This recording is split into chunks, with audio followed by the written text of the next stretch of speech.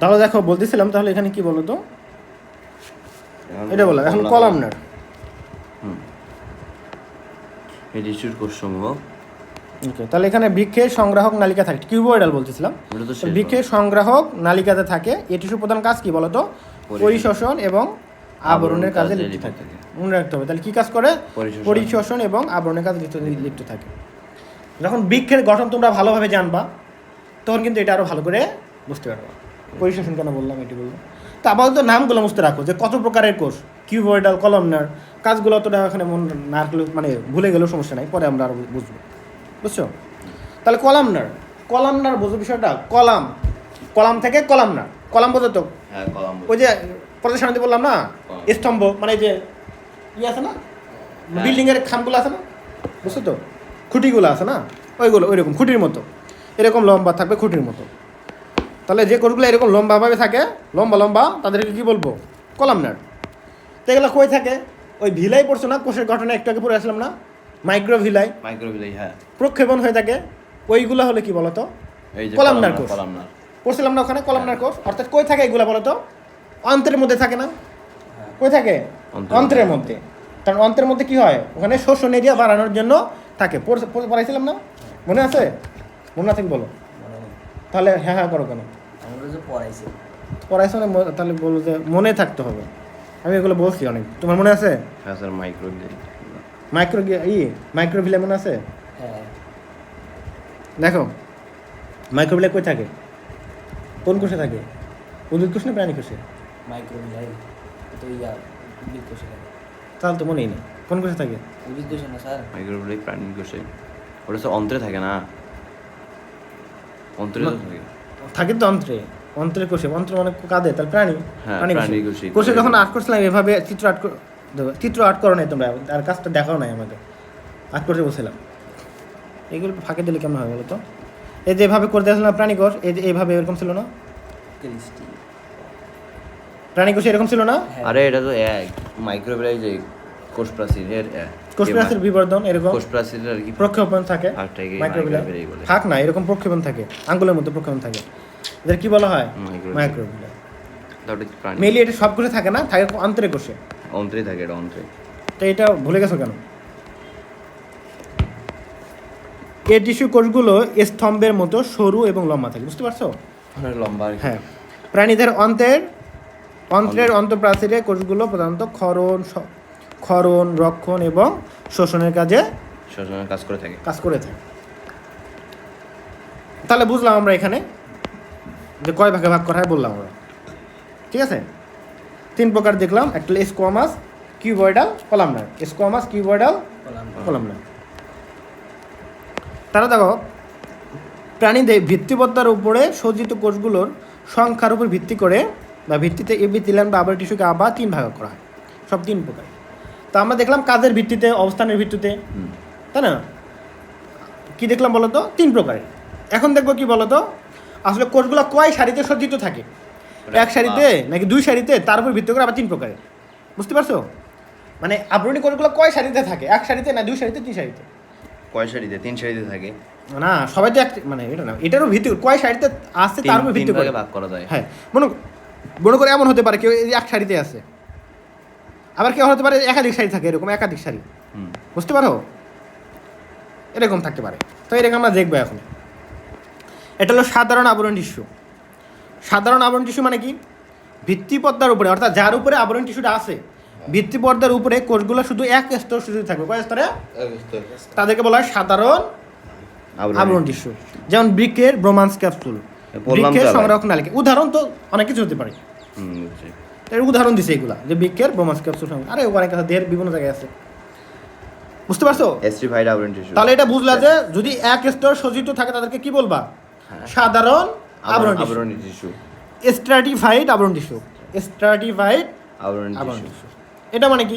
অর্থাৎ একাধিক স্তরে যদি সজ্জিত থাকে, ভিত্তিপর্দার উপরে কোষগুলো একাধিক স্তরে সজ্জিত, এমন স্ট্র্যাটিফাইড আবরণ টিস্যু আছে, যার স্তরের সংখ্যা মিনিটের মাধ্যমে কী হতে পারে? পাল্টে যেতে পারে। তাহলে আমরা নর্মাল যেটা বুঝলাম, স্ট্র্যাটিফাইড মানে কি? যেখানে দেখো একাধিক স্তর আছে, দেখো কয়টা স্তর? একাধিক স্তর না? এদেরকে কি বলা হয়? স্ট্র্যাটিফাইড আবরণ টিস্যু। তো দেখো এখানে কয়টা স্তর আছে, 1 2 3 4 5 6টা। 6টা। তো এমন কিছু আবরণ টিস্যু আছে যেখানে এই সংখ্যাটা কন্টিনিউয়াস কি হতে পারে, পরিবর্তন হতে পারে, 6টা থেকে 4টা যাইতে পারে, 5টা যাইতে পারে, বুঝছো, পরিবর্তন হতে পারে, স্থির থাকে না, বুঝতে পারছো? এখানে বলছে এটা যে মিনিটের মধ্যে কি হতে পারে, পাল্টে ফেলতে পারে স্তরটা, বুঝতে পারছো? কখনো দেখা যায় 3 স্তর বা কখনো দেখা যায় 4 স্তর, 7-8 স্তর, পরক্ষণে কি হয়ে যায়, চেঞ্জ হতে পারে। তাই এদেরকে কি বলা হয়, ট্রানজিশনাল আবরণী, অর্থাৎ পরিবর্তন হতে পারে, যে ট্রানজিট হতে পারে বা ট্রান্সমিশন হতে পারে, এদের কি বলা হয়, ট্রানজিশনাল আবরণ টিস্যু বলা হয়ে থাকে। তাহলে স্ট্র্যাটিফাইড আবরণ টিস্যুকে কি বলা হয়, ট্রানজিশনাল আবরণী বলা হয়, কারণ পরিবর্তন হয় স্তরটা।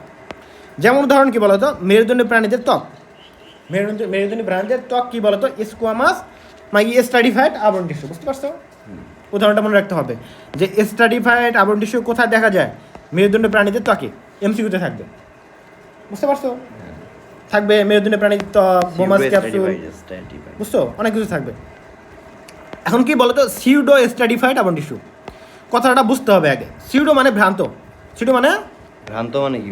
ভ্রান্ত মানে ভুল, ভ্রান্ত মানে ভুল, ভুল। হ্যাঁ, মানে স্ট্র্যাটিফাইড মানে ভ্রান্ত স্ট্র্যাটিফাইড, মানে ভুল স্ট্র্যাটিফাইড আবরণী, মানে স্ট্র্যাটিফাইড নয় বাট স্ট্র্যাটিফাইডের মতো দেখতে, মানে দেখে মনে হবে স্ট্র্যাটিফাইড বাট আসলে স্ট্র্যাটিফাইড নয়, বুঝছো? মনে থাকবে, স্ট্র্যাটিফাইড মনে হবে বাট আসলে অ্যাকচুয়ালি সে স্ট্র্যাটিফাইড নয়, কিন্তু তার মতো দেখতে। এই যে একে বলা হবে ভ্রান্ত বা সিডো স্ট্র্যাটিফাইড, বুঝতে পারছো? ওই যে মরিচিকা আছে না, মরিচিকা আছে না, এজে ধরে এই মরিচিকা না, মরুভূমির মরিচিকা, নাম শুনছো কখনো? মরুভূমির মরিচিকা কি? হ্যাঁ, নাম শুনছো কি বলো তো?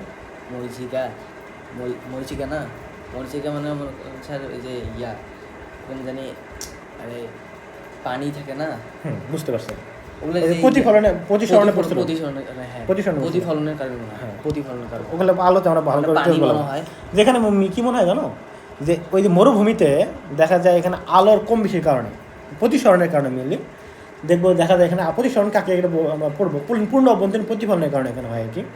তো দেখা যায় যে ওখানে যে দূরে দেখতেছো একটা গাছ দেখতেছো, বুঝছো, বা এমনি যে নর্মাল জায়গায় কিছু একটা আছে যে মনে হবে যে পানি আছে, পানির উপরে, বা দূরে দেখা যাবে যে পানি দেখা যাচ্ছে, ভালো মরুভূমির ভিতরে পানি দেখা যাচ্ছে, মানুষ এখানে কি হয়, ধোঁকা খায়, মানে ওটা হয় কি উত্তপ্ত, মানে তাপের কারণে দেখা যায় বায়ুর স্তরে ওখানে হালকা হয়ে যায়, তো এখানে দেখা যায় ঘনমাত্রা সেন্সর হওয়ার কারণে এখানে অনেক আলোর পানি কেন দেখে, অন্য কিছু তো দেখা যেত না, পানি দেখা যায়, মরিচা মানে পানির মতো মনে হয় আর কি, দূরে দেখা যায় মরুভূমির ভিতরে নদী মনে হয় বা পানি মনে হয়, যাবো গিয়ে দেখো পানি নাই, বালু, এটা হলো ভ্রান্ত, তোমাকে ধোকা দিচ্ছে না, এটা এরকম একটা জিনিস, হ্যালোসিনেশন না হ্যালোসিনেশন না, চোখে দেখা যায় এরকম, এটা কারণটা আমরা পরে পড়বো, এটা হলো মেনলি পূর্ণ অভ্যন্তরীণ, হ্যাঁ, প্রতিফলনের কারণে হয় মরুভূমির মরিচিকা।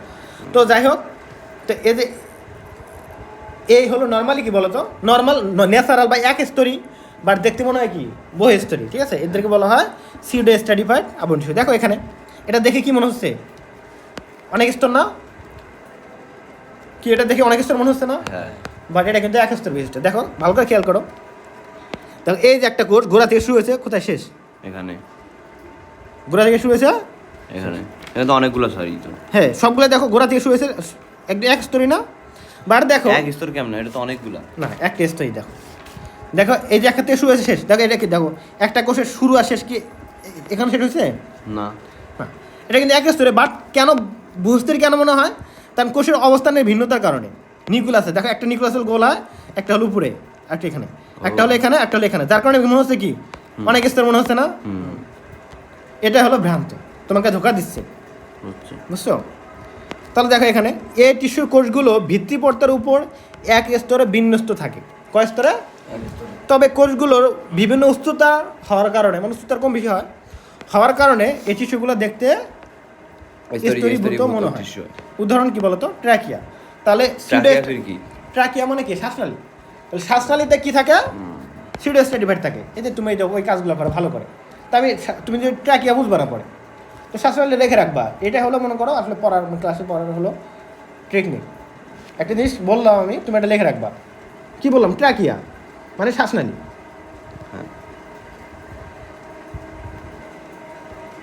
ওকে, তাহলে বুঝলা? তাহলে উদাহরণগুলো মনে রাখতে হবে, বুঝছো? হ্যাঁ তার সাথে সাধারণ বলতে কি বোঝায়, এখানে এক স্তরে থাকবে।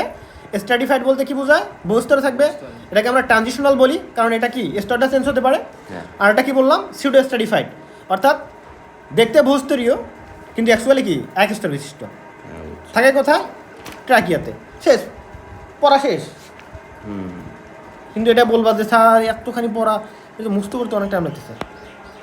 কিন্তু মুখস্থ করতে হবে, বলো তো কি বললাম? হ্যাঁ একটা হলো কি সাধারণ আবরণ টিস্যু, হ্যাঁ সাধারণ আরেকটা stratified? স্ট্র্যাটিফাইড নিউডো স্ট্র্যাটিফাইড নিউরো না সিডো।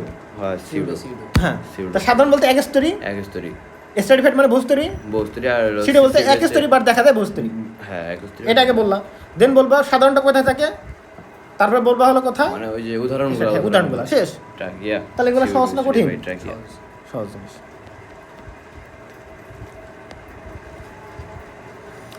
এখন দেখো আবার এই যে আবরণী টিস্যু কোষগুলো আবার বিভিন্ন কাজের জন্য নানাভাবে রূপান্তরিত হয়।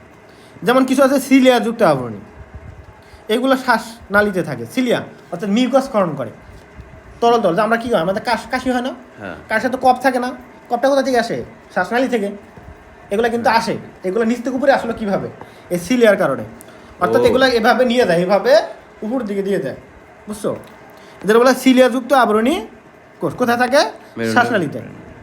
মেরুদণ্ডী প্রাণীদের শ্বাসনালীতে থাকবে সিলিয়াযুক্ত আবরণী। টিস্যু আর ফ্লাজেলাযুক্ত এদের থাকে হলো হাইডার এন্ডোডার্ম। হাইডার জিনিসটা চেন হয় না, ইন্টারেস্টিং ঠিক। চিনি তো ওই যে হাইড্রা তো এস আর হ্যাঁ, ওই যে পড়ছো নিডারিয়া পরের প্রাণী। পরিপ্রাণ নিডারিয়ার পর্বের প্রাণী এটা তো একটা মানে গঠনটা ভালো জানো না তোমরা, গঠনটা ইন্টারে দেখবা। তো এদের ক্ষেত্রে ভেতরে কি থাকে, এরকম চুলের ভেতরে থাকে পরিপাকতন্ত্রে। হ্যাঁ, এন্ডোডার্ম। একটোডাম আর এন্ডোডাম মানে বাইরের ভেতরে তো, এন্ডো মানে ভেতরে, মানে এলো ভেতরে ক্যানেল এরকম দেখো প্রাচীর দেহ থাকে। এন্ডো মানে ভেতরে হুম। আর একটো থাইলে বাহিরে। হ্যাঁ, এরকম দেহের ভেতরে একটা ক্যানেল থাকে, বুঝছো? হাইড্রা এরকম থাকে, হ্যাঁ জানি স্যার। এই যে এরকম হাইড্রা থাকে, বুঝছো? এখানে মুখ থাকে, বুঝছো? এখানে পাদশক্তি। তো আর এই ভেতরে কি থাকে, একটা ক্যানেল থাকে, হুম পরিপাকতন্ত্র। এটা মানে এটা তো সরল প্রাণী না, দেহের ভেতরে অনেক কিছু না, এরকম একটা ক্যানেল থাকে জাস্ট, বুঝতে পারছো? তো এই যে এটা হলো দেহ প্রাচীর, আর ভেতরে এটা হলো ক্যানেল। তো এই ক্যানেলটা ভেতরে ত্বকটা, এটা কি বলবো আমরা, এন্ডোডার্ম না? হ্যাঁ এটা এন্ডোডার্ম না? হ্যাঁ বুঝছি। তো এন্ডোডার্মে কি থাকে, এভাবে এরকম থাকে, এই যে এরকম ভাবে ফ্লাজেলার মধ্যে থাকে, বুঝছো? এগুলো কাজ কি, খাবার যখন মুখ দিয়ে খাবে এটাকে নাড়াচাড়া করে, বুঝতে পারছো? পরিপাকে সহায়তা করে, বুঝছো? তো এই যে ফ্লাজেলা, এটাকে বলা হয় ফ্লাজেলা। তো হাইড্রার ফ্লাজেলা থাকে। ফ্লাজেলা যুক্ত আবরণী কোষ কোথায় থাকবে? টিস্যু থাকবে, ফ্লাজেলা মানে হাইড্রাতে থাকবে, বুঝতে পারছো? ওকে। আর হলো ক্ষণপথযুক্ত আবরণী কোষ। কি যুক্ত বলো তো? ঘনপথযুক্ত। যেমন হাইড্রা এন্ডোডার্মে থাকে, মেরুদণ্ডী প্রাণীদের অন্ত্রে দেখা যায়। মানে কেমন, অর্থাৎ এই টিস্যুর কোষগুলো এরকম থাকে, এরকম একটা কোষ, মনে করো যে এরকম কোষটা ক্ষণপথ, এরকম এই যে এরকম ক্ষণপথ তৈরি করে। এই বুঝছো, এর এখানে ক্ষণপথ, ও মানে এখানে কিছু একটা সে কী করে বলো তো, গ্রহণ করে, ভক্ষণ করে, নিয়ে এটাই ভেতরে প্রবেশ করে দেয়, কোষে ভক্ষণ করে, বুঝছো? ক্ষণপথের মাধ্যমে। তো এটা ক্লোজ হয়ে যায়, দেন ভক্ষণ করে। তো এটা কোথায় দরকার? এই যে হাইড্রার তো মনে করো ওই অত কিছু নাই, যে হাইড্রার যে মনে করে যে খাবারটা এখানে গেল, ঠিক আছে, খাবারটা এখানে গ্রহণ করলো, খাইলো, এটাকে দেহের ভেতরে নিতে হবে না? এজন্য প্রাচীরে কিছু এরকম কোষ থাকে, যেটা কি করে এই খাবারটাকে এইভাবে গ্রহণ করে দেহের ভেতর নিয়ে আয়, ঠিক আছে? আবার আমাদের অন্ত্রেও তো দরকার না ভেতর নিতে, তো আমাদের অন্ত্রেও তো থাকে আর কি। তাহলে ক্ষণপথযুক্ত কোষগুলো কোথায় থাকে, মানে আবরণ টিস্যু কোথায় থাকে? হাইড্রা এন্ডোডার্মে এবং মেরুদণ্ডী প্রাণীর অন্ত্রে দেখা যায়। তো এগুলো বোঝার বিষয়, বুঝছো? বুঝে পড়তে হবে। জননাঙ্গের আবরণ টিস্যু বিশেষভাবে রূপান্তরিত আবরণ টিস্যু, যা থেকে শুক্রাণু এবং ডিম্বাণু উৎপন্ন হয়। এরা প্রজননের অংশগ্রহণ করে প্রজাতির দ্বারা অক্ষরক, এটা জানো।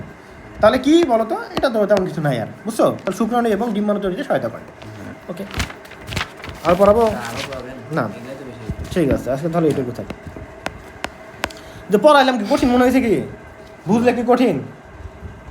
একটু বুঝে মস্ত করতে হবে জাস্ট, না বুঝে বললে কি মনে থাকবে? থাকবে না। তো এটা লেট করলে কি মনে থাকবে? না।